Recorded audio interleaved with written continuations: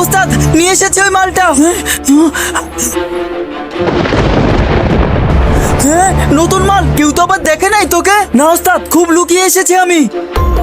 ও ভাই, আমি পাগল নাকি তোমরা পাগল? একটা সাধারণ মাছকে মাল কেন বলছো? আর এটা ব্যাগের ভিতর সাজানো কেন?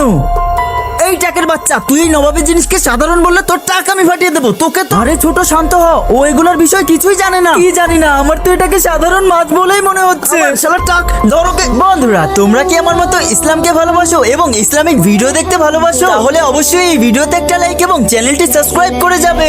ভাই, এটা কিন্তু কোনো সাধারণ মাছ না, আটলান্টিক ওশানের গুপ্তধন। এটা গুপ্তধন। তুমি খুবই ভাগ্যবান, তুমি এটা দেখার সুযোগ পেয়েছো। বন্ধ কর, আর যেন কেউ না দেখে। ভাই, এই মাছটার বিষয়টা কি আমাকে বলো, যদি আমিও কিনে নিতে পারি।